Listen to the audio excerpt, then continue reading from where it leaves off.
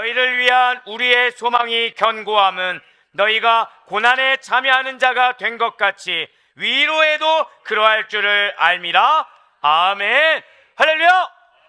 네, 주님께 사랑하신 우리 모든 아델포유교회 성도 여러분들을 주님을 환영하고 축복합니다. 특히 지난 한 주간도 여러 가지 환란이 있었을 거예요. 여러 가지 고난이 있었을 것입니다. 여러 가지 괴로움이 있었을 것입니다. 하지만 주를 믿는 그 굳건한 믿음 가운데 이렇게 주일 예배 자리에 저를 다 고백하실게요. 나를 향한 은혜의 말씀, 그 은혜의 말씀을 확신함으로 이렇게 담대히 믿음으로 나오신 우리 모든 성도님들을 너무나도 축복하고 환영합니다. 우리 저 옆에 있는 분들한테 좀 이렇게 인사하시면 좋을 것 같아요. 너무나도 잘 나오셨습니다.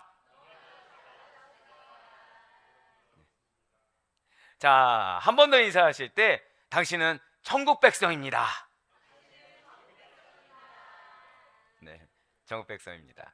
자, 마지막으로 한번 저를 다 고백하실게요. 주님 모신 곳이 천국입니다. 자, 옆에 있는 분한테 좀 사랑하는 마음을 담아서 당신이 천국 그 자체입니다. 네, 그렇습니다. 어때, 옆에 있는 분들 보니까 천국이 느껴지십니까? 생각했던 것만큼 크게 아멘은 아닌데요. 예, 한번 여쭤볼게요. 여러분들의 삶은 어떻게 천국을 경험하고 계십니까? 안 느껴지셨죠? 지금 뭔가 지금 그 다음 질문이 뭐였냐면 아니면 지옥을 경험하고 있습니까?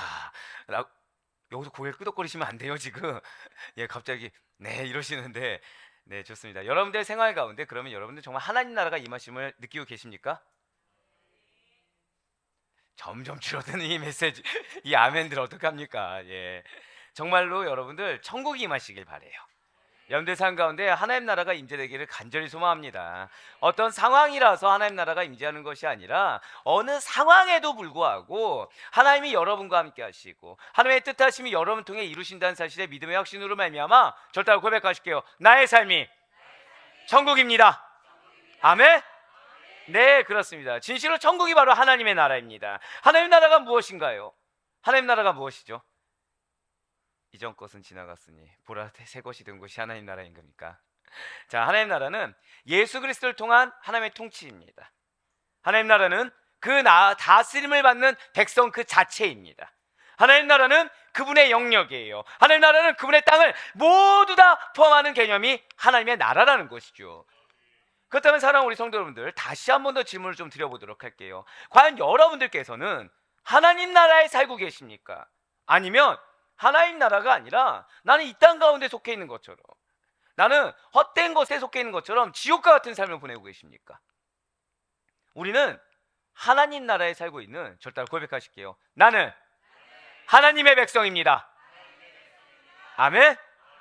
네, 그런데 이러한 하나님 나라에는 정해져 있는 생활 법칙이 있다는 것이죠.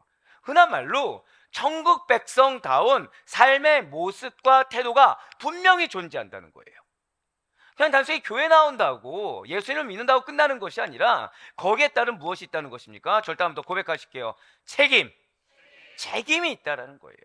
이 삶의 책임이 있습니다. 그 책임에 걸맞는 행동과 태도, 양식이 있다는 것이죠. 그래서 하나님께서는 우리들에게 이 하나님 나라, 보장된 하나님 나라에 합당한 그리스도인으로서의 모습과 태도로 살아가기를 바라시고 계시다는 거예요. 우리는 앞으로 3개월간 이러한 하나님 나라의 생활 법칙에 대해서 배우게 될 것입니다. 그 첫 번째 시간에 하나님께서는 어떤 주제를 우리에게 허락하셨나요? 절대 고백하실게요. 소망을 견고하게, 소망을 견고하게라는 말씀의 제목으로 이 고린도후서 1장 7절 말씀을 허락해 주셨다는 거예요. 자, 오늘 본문 말씀 우리 다시 한 번 더 큰 목소리로 한번 고백해 보도록 하겠습니다. 고린도후서 1장 7절 말씀입니다. 시작. 우리의 소망이 견고함은 너희가 고난에 참여하는 자가 된 것 같이 위로에도 그러한 줄을 알미라. 아멘. 지금 이 말씀이 어떻게 들리십니까? 자, 이 텍스트가 어떻게 들려지시나요? 네, 말씀은 안 하시지만 입모양만 보이는 지금 사도 바울이 고린도 교회 성도들에게 편지를 쓴 거예요. 고린도 교회 성도들에게. 여러분들이 생각하는 고린도 교회 어떤 교회입니까? 어때, 긍정적인가요, 부정적인가요? 예, 이 정도만 해도 감사해요. 자, 그럼 한번 데살로니가 교회는 어떻게 긍정적인가 부정적입니까? 감사합니다. 네, 감사해요. 말씀을 기억해 주셔서 감사한데, 예, 약간 부정적이죠. 우리가 생각하는 고린도 교회는 부정적입니다. 지금 고린도 교회 성도들은 거짓 교사들에게 미혹되어 있습니다. 복음이 흔들려 있어요. 포커싱이 누구에게 맞춰져 있죠? 세상에 맞춰져 있고 자기 자신에게 맞춰져 있습니다.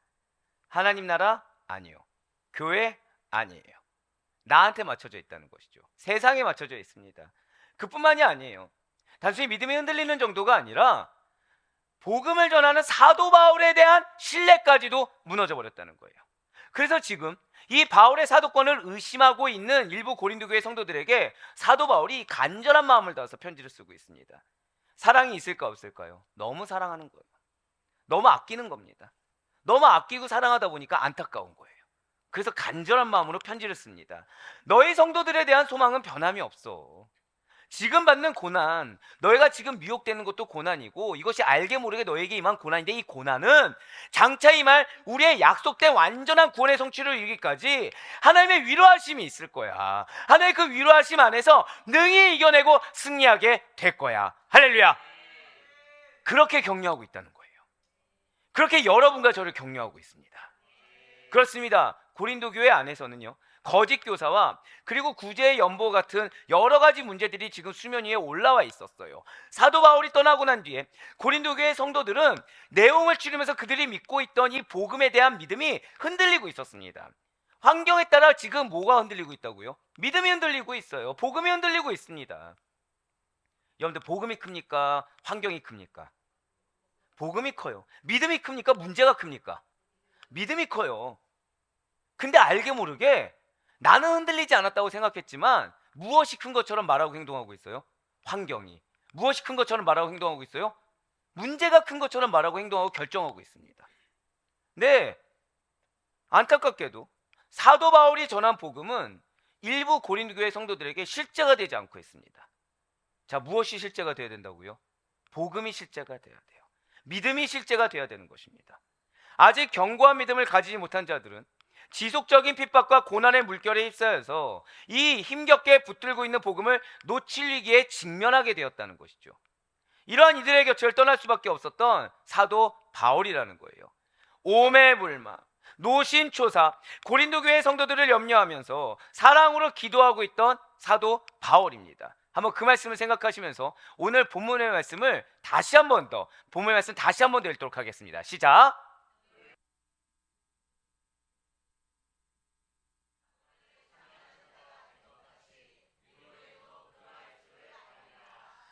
아멘. 좀 더 잘 들리시죠? 네, 여러분의 눈초리만 봐도 제가 항상 드리는 말씀이 있죠. 뭔가 말씀을 듣는데 방해가 있으면 그 메시지는 어떻다? 중요하고 은혜가 되는 메시지다. 기대가 없는 것 같은데요. 자, 중요하고 은혜가 되는 메시지가 예비되어 있습니다. 네, 감사합니다. 예, 맞아요. 지금 고린도 교회 성도들을 염려하면서 사랑으로 기도하고 있었던 사도 바울입니다. 지금 그런 그에게 있어 고린도 교회는 어떤 교회입니까? 이미 한번 떠났으니까 끝난 교회가 아니에요. 반드시 가야 할 곳이고, 이 교회는 내가 복음 한번 전했으니까 끝난 것이 아니라 돌봄이 필요한 교회가 바로 이 고린도 교회라는 것입니다. 그래서 사도 바울은 이 고린도 교회 안에서 활개를 치고 있는 거짓 교사들이 있어요. 거짓 교사들이 누구를 유혹합니까? 하나님의 나라에 속한 하나님의 백성을 유혹한다라는 것이죠. 그 유혹을 받고 있는 성도들에게, 이 노출되어 있는 성도들을 보호하기 위해서 고린도 교회 안에서 벌어지고 있는 이 문제들을 수습하기 위해서, 왜요? 그 문제 때문에 복음을 놓치고 있다는 것이죠. 문제 때문에 이 문제를 빌미로 얘기한 거짓 교사들의 그 유혹에 자꾸 미혹되고 넘어가고 있다는 것입니다. 그래서 기도편에 편지를 보내게 됐다는 거예요. 어떠한 미혹을 받지 않게 하기 위해서, 다시 한 번 더 복음을 지킬 수 있게 하기 위해서 지금 기도편에 편지를 보내게 됩니다. 그것이 어디예요? 그것이 바로 고린도 후서라는 것이죠. 자, 우리 성도 여러분들, 오늘 본문이 되고 있는 이 고린도 교회는요, 사도 바울이 2차 전도 여행 때 고린도 지역을 방문해서 설립한 교회예요. 바로 이 고린도 교회에서 사도 바울은 약 1년 반 동안, 그러니까 대략 한 18개월 동안 고린도 교회 성도들 곁에서 복음을 전합니다. 믿음을 세우기 위해서 고군분투했어요. 그냥 때에 따라 그냥 설교 한번 하고 그냥 자기의 일을 한 것이 아닙니다. 아예 목숨을 걸었어요. 자신의 모든 것을 바쳤습니다. 그런데 이렇게 노력한 사도 바울이 떠나니까 그 빈자리에 누가 들어왔습니까? 거짓 교사들이 들어왔다는 거예요.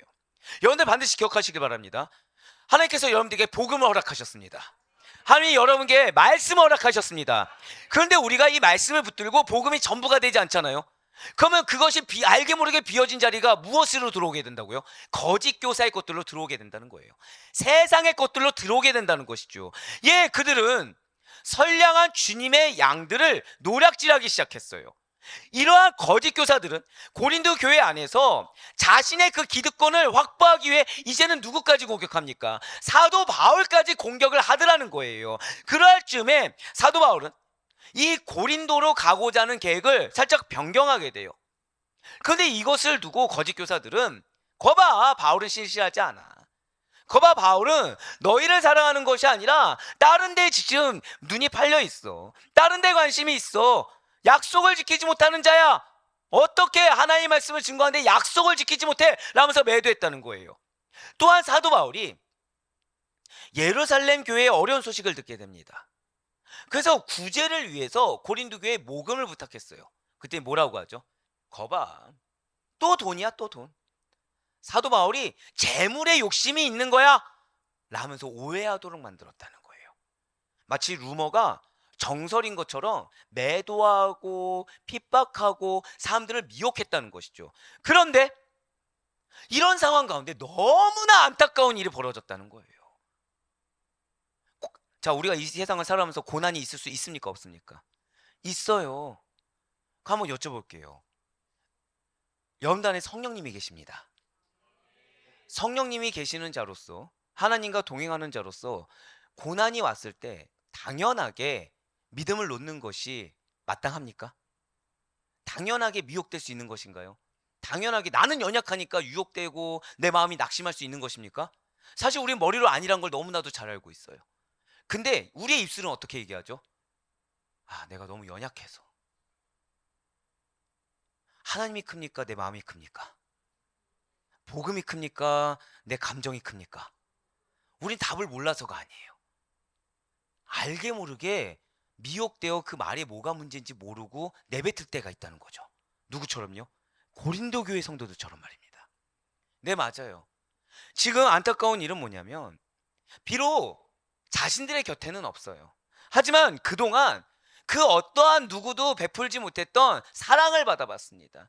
열과 성을 다해서 헌신한 자들의 그 노력과 사랑을 받아봤어요. 그 자가 누구였습니까? 사도 바울이었어요. 그동안 자신들에게 증거를 보여줬던 사도 바울의 말보다 지금 곁에서 아무런 증거를 보여주지 않고 말로만, 몇 마디 말로만 이간질하고 있었던 거짓 교사들의 말에 이 고린도 교회 성도들이 더 솔깃하고 있다는 거죠. 머리로는 복음이 크다는 걸 압니다. 머리로는 하나님의 말씀이 크다는 걸 알아요. 여기가 능력인 걸 알아요. 그리고 그 능력의 증거를 봤어요. 은혜도 받았습니다. 근데 실상 지금 뭐에 지금 미혹되고 있다고요? 거짓 교사들의 말에 끌리고 있다는 거예요. 감정적으로, 육신적으로 그쪽이 더 달콤하고 맞는 것처럼 들리기 시작했다는 거죠. 무엇보다요? 말씀보다. 무엇보다? 복음보다.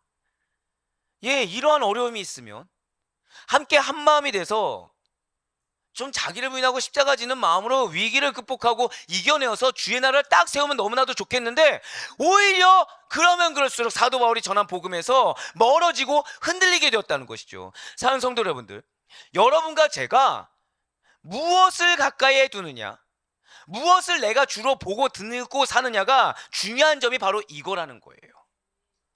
우리의 소속이 무엇입니까? 여러분들 소속이 무엇이죠? 여러분들 어디 소속이십니까? 아, 감사해요. 아델포이라고 해주셔서 감사합니다.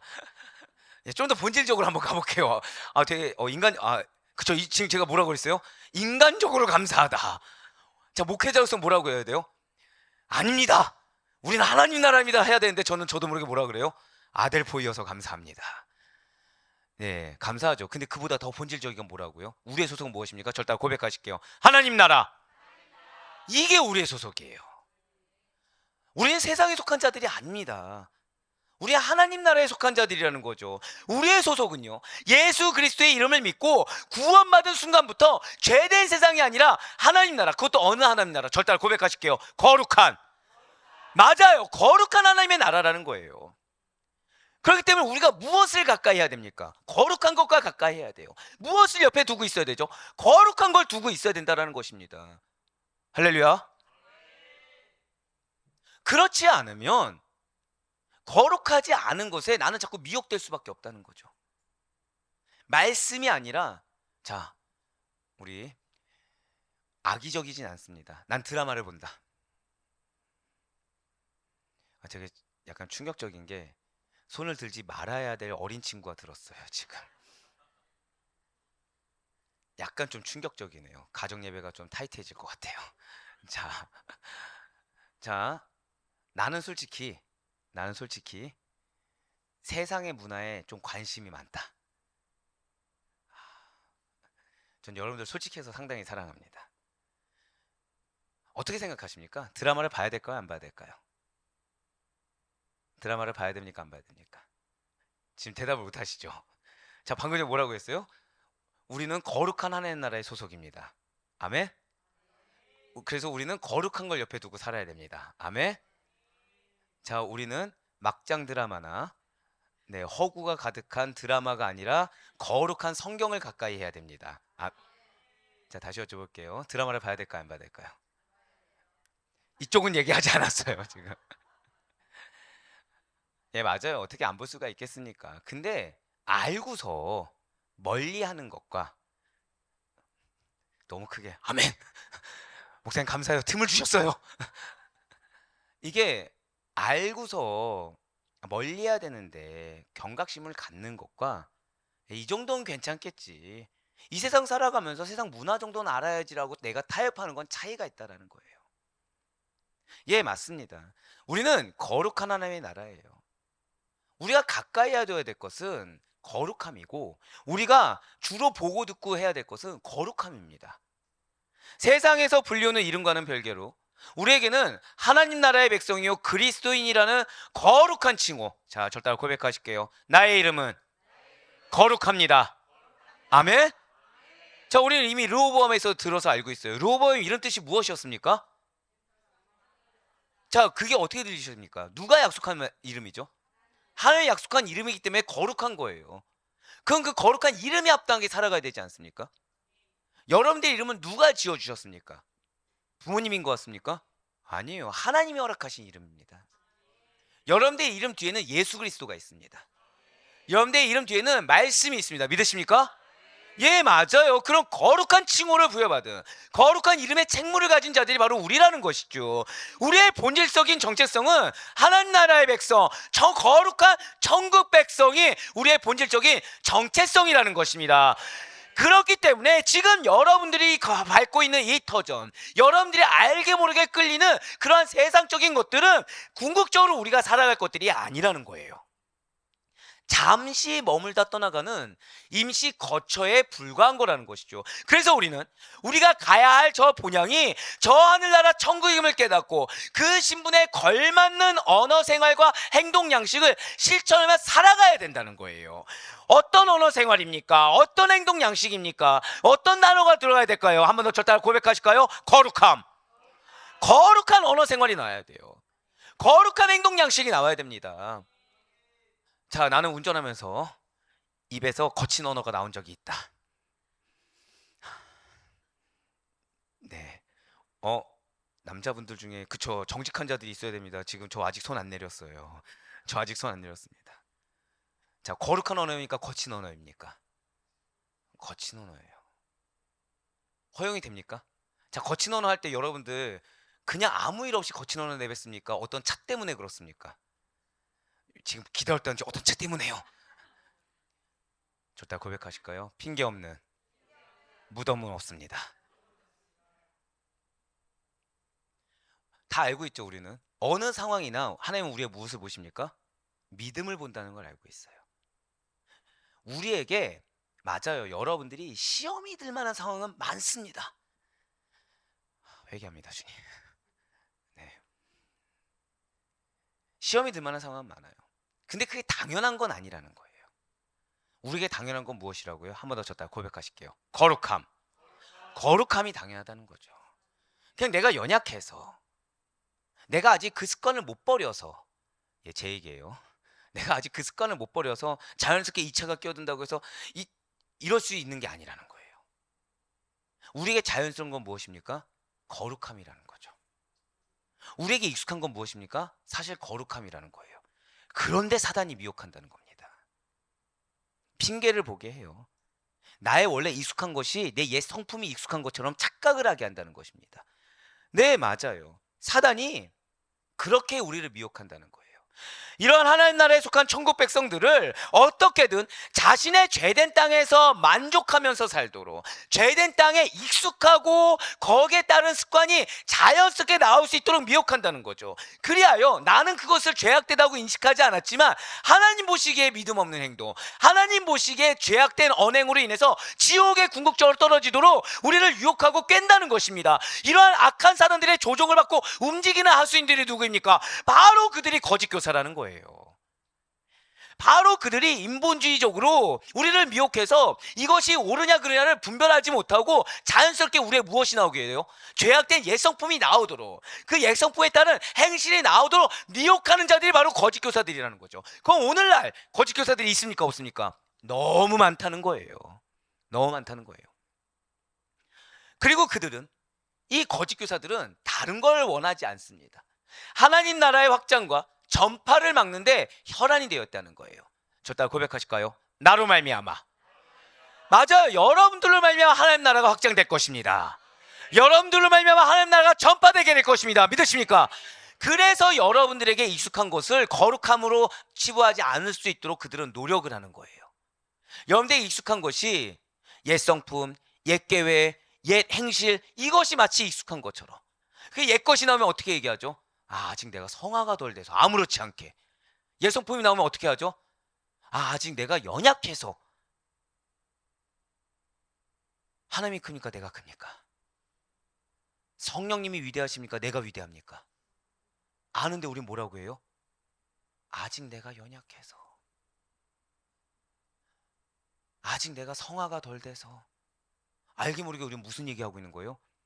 성령님이 능력이 없습니다. 성령님이 연약합니다.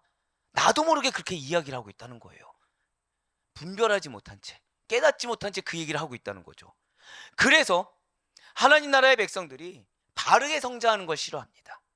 이렇게 깨닫는 걸 싫어해요. 성숙하게 되는 것을 그들은 필사적으로 막는다는 것이죠. 여러분들을 믿음을 없애라고 하지 않습니다. 어떤 상태에 머물게요? 유아기적인 상태에 머물게 한다는 거예요. 몸은 장성한데 계속 유아기적인 상태에 머물 수 있도록 그들은 계속 여러분들을 멈춤이라고 한다는 거죠. 근데 멈추는 겁니까? 퇴보하는 겁니까? 퇴보하고 있게 만든다는 거예요. 그래서 거짓 교사들은 지금 고린도 교회에 들어선 하나님 나라의 법칙을 굉장히 못마땅해 합니다. 고린도 교회 성도들이 말씀으로 거룩하게 변화를 받아버린 거예요. 그래서 새로운 삶을 살게 되는 것 자체가 너무 마음에 들지 않습니다. 그리스도인의 모든 생활의 거룩한 영역들을 다 문제 삼기 시작해요. 왜이겠습니까?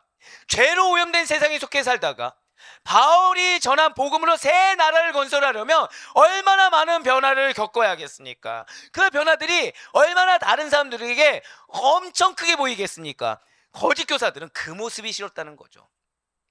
그 모습으로 인해서 이 땅의 나라와 다른 나라가 세워지는 공동체가 있는 것이 너무나도 꼴보기가 싫었다는 거예요. 거짓 교사들은 고린도 교회 성도들이 이 바른 복음을 따라 행하는 거룩한 변화된 모습에 딴지를 걸기 시작합니다. 바른 복음을 전해준 사도 바울을 모함해요. 그래서 그의 사도꾼까지도 거짓이기 때문에 너희의 거룩함은 거룩함이 아니라 거짓된 행동이야, 외식하는 행동이야, 위선이야 라고 치부해버렸다는 거예요. 그렇습니다. 사실 거짓 교사들은요, 고린도 교회 성도들을 공격한 것 같아요. 사도 바울을 공격한 것 같아요. 하지만 실상 그들이 공격했던 건 다른 데 있습니다. 그것이 무엇일까요? 저 따라 고백하실게요. 소망을 공격한 거예요. 이 땅 가운데 살면서 마음이 힘듭니다. 육신도 괴로워요. 악한 사단들의 공격과 핍박 속에서 힘겨운 것이 그리스도인의 삶이 맞습니다.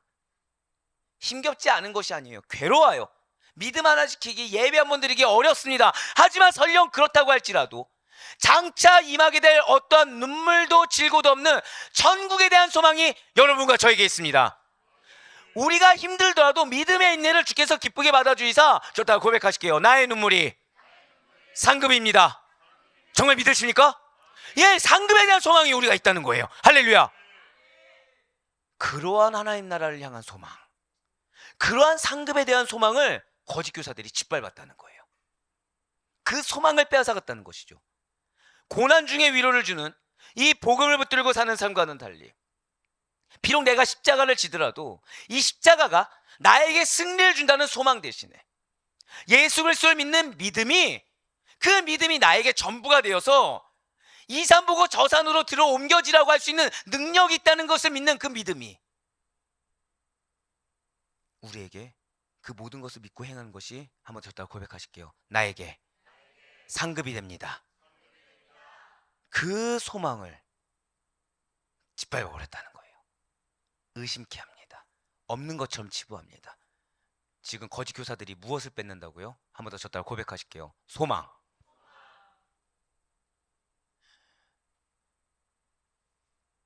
지금 한국에서 이혼율이 역대급을 달리고 있습니다. 이혼하는 이유가 뭐라 생각하십니까? 가정법률사무소에 리서치를 조사를 했어요. 여러 가지 이유가 있잖아요. 여러 가지 이유가 있겠죠. 근데 가장 큰 이유가 뭔지 아십니까? 배우자에 대한 확신이 없어서. 배우자가 변화할 거란 무슨 단어가 들어갔을까요? 소망이 없어서. 부부 사이가 왜 깨졌다고요? 뭐가 없어서? 소망이 없어서. 뭐가 없어서? 확신이 없어서. 그래서 이혼을 합니다. 사단이 지금 우리에게 무엇을 뺏어간다고요? 소망을. 그래서 무엇을 뺏는 거예요? 결국은 주님에 대한 확신, 천국에 대한 확신, 상급에 대한 확신. 이게 깨지면 어떻게 됩니까? 저따 고백하실게요. 나는 그리스도의 신부입니다. 아멘? 자, 결혼 생활이 뭘로 깨졌다고요? 소망이 없어서. 결혼 생활이 뭘로 깨졌다고요? 배우자에 대한 확신이 없어서. 우리의 믿음 생활이 왜 깨집니까? 소망이 없기 때문이에요. 우리의 믿음 생활이 왜 깨지죠?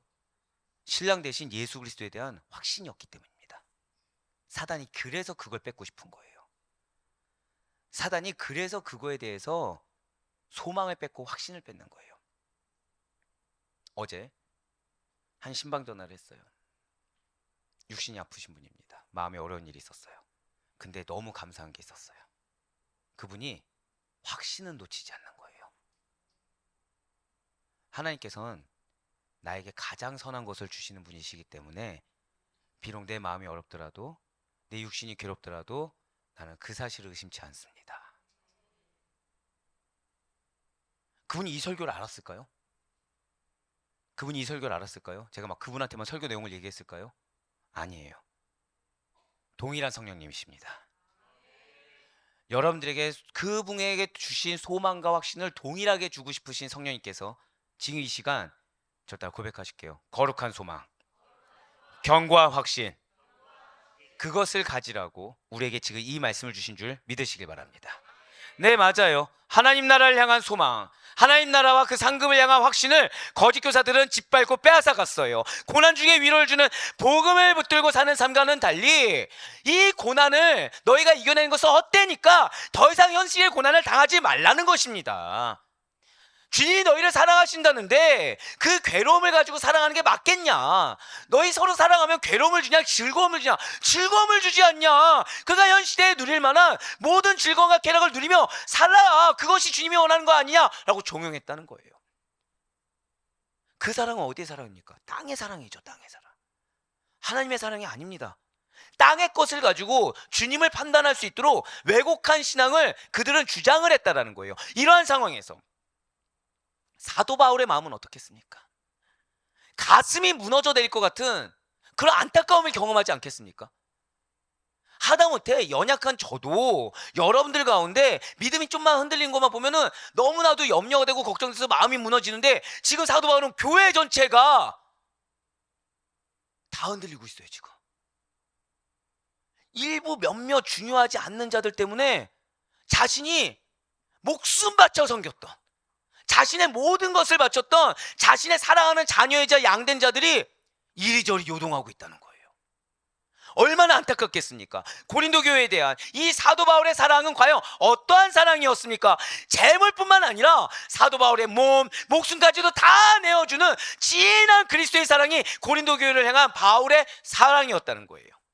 십자가에서 물과 피를 다 쏟으신 예수님의 자기 희생적인 사랑이요, 조건 없는 영원한 사랑이 바로 사도 바울의 사랑이었다는 것이죠. 그래서 사도 바울은 이렇게 고백하고 있습니다. 바로 고린도서 12장 15절의 말씀입니다. 내가 너희 영혼을 위하여 크게 기뻐함으로 재물을 사용하고 또 내 자신까지도 내어주리니 너희를 더욱 사랑할수록 나는 사랑을 덜 받겠느냐. 아멘. 이러한 사도 바울의 고린도 교회 성도들에 대한 사랑은 말로 끝나지 않습니다. 실제로 교회 안에 벌어지는 여러 가지 재반 문제들이 있어요. 그 재반 문제들에 대해서 명쾌하게 해결해 줌으로써 그 사랑이 증명이 됩니다.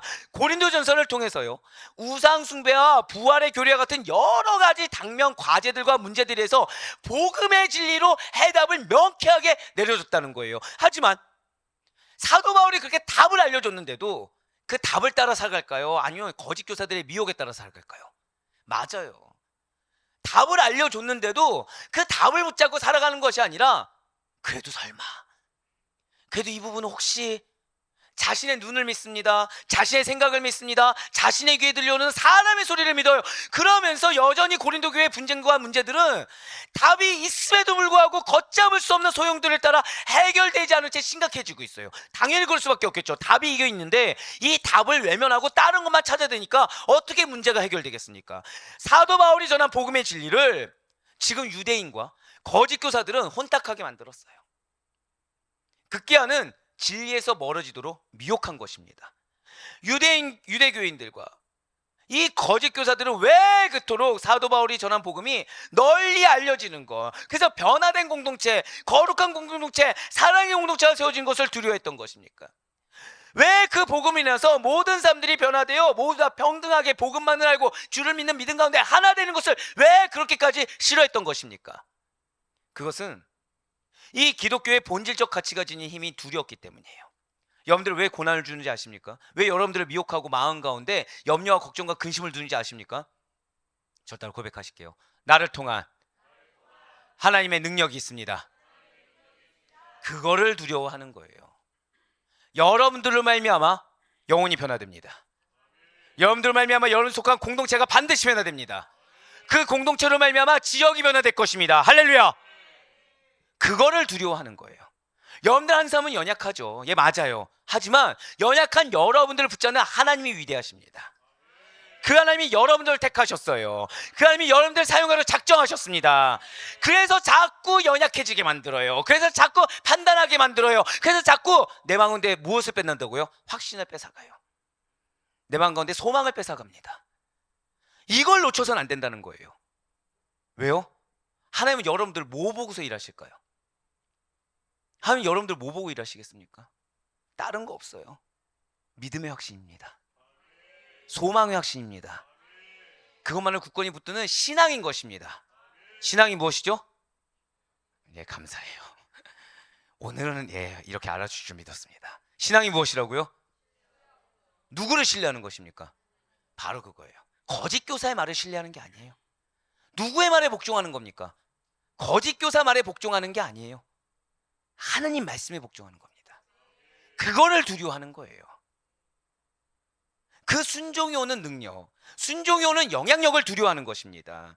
당시에 로마의 지배를 받고 있었던 아가야 지방의 고린도라는 곳은 전형적인 헬라 문화의 특징적인 요소를 지닌 곳이었습니다. 당연히 세상 지혜와 철학이 아주 숭상시되고 우상시대였던 곳이 고린도 지역이었다는 것이죠. 잘 아시다시피 거대 상업 도시였어요. 부유한 고린도 지역에서는 성적 부도덕과 영적 타락이 횡행했습니다. 당연히 이 성적 부도덕과 영적 타락을 이용하는 자들이 생기겠죠. 그런 것들을 매개로 삼아서 더 많은 향락과 부를 창출해서 기득권층의 지배력이 확고해야 하는 곳이 바로 고린도 지역이었다는 거예요. 하지만 이러한 곳에서 사도 바울이 복음을 전한 것입니다. 복음에는 기득권층이 있습니까? 없습니까? 없어요. 복음에는 억압이 있습니까? 없습니까? 없어요. 기득권층에는 이 복음이 아주 심각한 도전이었다는 거죠. 잘 살고 있던 나를 끌어내릴 수 있는 것입니다. 견고했던 나의 성을 무너뜨릴 수 있는 것이 복음이었다는 거예요. 왜 사도 바울이 전한 복음이 이렇게 기득권층에게 심각한 도전이 되었던 것입니까? 그것은 다른 것이 아니에요. 기득권층이 원하는 세상의 질서와는 반대된 하나님 나라를 추구하는 것이 복음이라는 것이죠. 세상 나라가 아니라 하나님 나라를 추구하는 것이 무엇이라고요? 복음이라는 거예요. 그렇다면 하나님 나라란 무엇입니까? 앞서 서론에서 말씀드린 대로 잘 기억하셔야 됩니다. 하나님 나라는 저따 고백하실게요. 예수 그리스도를 통한, 이것만큼은 잊어서는 안 돼요. 하나님 나라는 예수 그리스도를 통한 하나님의 통치하심입니다. 하나님의 다스리심이에요. 하나님 나라의 백성들과 그들을 통치받는 영역이 바로 다 하나님의 나라라는 것이죠. 진실로 예수 그리스도께서는 당신이 친히 왕이 되시자 다스리시는 이러한 하나님 나라와 천국 복음을 전파하셨습니다. 바로 마태복음 4장 17절과 23절의 말씀입니다. 이때부터 예수께서 비로소 전파하여 이르시되 회개하라 천국이 가까이 왔느니라 하시더라. 23절입니다. 예수께서 온 갈릴리에 두루다니사 그들의 회당에서 가르치시며 천국 복음을 전파하시며 백성 중에 모든 병과 모든 약한 것을 고치시니. 아멘. 그렇습니다. 천국은 모든 인류의 죄와 사망을 이기시고 승리하신 예수 그리스도의 십자가 죽음으로 성취되는 것입니다. 천국이 무엇으로 성취된다고요? 십자가의 죽음으로 성취되는 거예요. 연대상 가운데 천국이 임합니다. 믿으십니까? 그러기 위해선 필수가 무엇이에요? 나를 십자가에 못 박아야 된다는 거죠. 나의 옛 성품을 십자가에 못 박아야 된다는 거예요. 근데 앞서 서론에서 거짓 교사들이 사단이 어떻게 미혹한다고요? 내가 너무 연약해서, 내가 너무 부족해서, 내가 아직 성화의 과정이 있어서 라면서 무엇을 인정하게 합니까? 옛 것을 인정하게 한다는 거죠. 이걸 못 박아서 하나님은 천국이 여러분들 삶 가운데 임하기를 원하시고 그렇게 예배하셨는데, 사단은 그것이 싫으니까 우리에게 뭘 미혹했다고요? 옛 성품을 끌어올리는 것들로 미혹한다는 것입니다. 이러한 그리스도의 복음을 믿고 구원받은 자들에게만이, 그러한 사단의 거짓 교사의 미혹을 듣지 않고 복음만을 믿고 따르는 자들만이 천국이 자신들의 나라가 되는 것입니다. 할렐루야. 그리고 또한 예수님께서는 이 십자가 사건 이후 다시 부활하신 몸으로 제자들에게 나타나시사 40일간 지상에 거하시며 당신의 제자들에게 다른 거 말씀하지 않으셨어요. 저 따라 고백하실게요. 하나님 나라의 일. 네, 바로 그것입니다. 사도행전 1장 3절의 말씀입니다. 그가 고난받으신 후에 또한 그들에게 확실한 많은 증거로 친히 살아계심을 나타내사 40일 동안 그들에게 보이시며 하나님 나라의 일을 말씀하시니라. 아멘. 안타까운 것은요, 이렇게 하나님 나라의 일을 말씀하셔도 그의 백성이 아닌 자들은 하나님 나라를 이어받을 수도 없고 그 나라를 유업으로 받을 수도 없다라는 거예요. 예수님을 믿지 않는 자들은 결코 저와 여러분과 같이 하나님 나라에 거할 수가 없습니다. 하나님 나라의 백성으로 살 수가 없어요. 하나님 나라를 상속받을 수도 없다는 것이죠. 이에 대해 사도 바울은 이미 이렇게 선포하였습니다. 고린도전서 15장 50절의 말씀입니다. 형제들아, 내가 이것을 말하노니 혈과 육은 하나님 나라를 이어받을 수 없고 또한 썩는 것은 썩지 아니하는 것을 유업으로 받지 못하느니라. 아멘.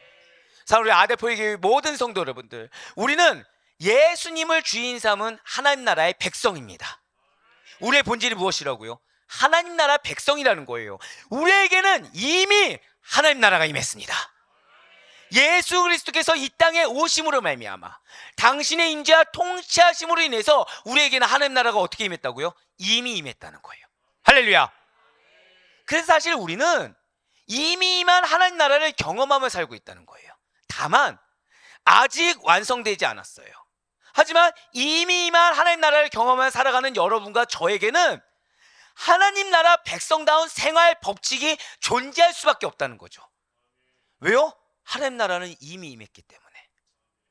근데 아직 완성되지 않았기 때문에 이 아직 완성되지 않는 이 길을 걷는 동안에 우리에게는 이미 임한 하나님 나라의 백성이라는 것을 증명하는 생활 법칙이 존재한다는 것입니다.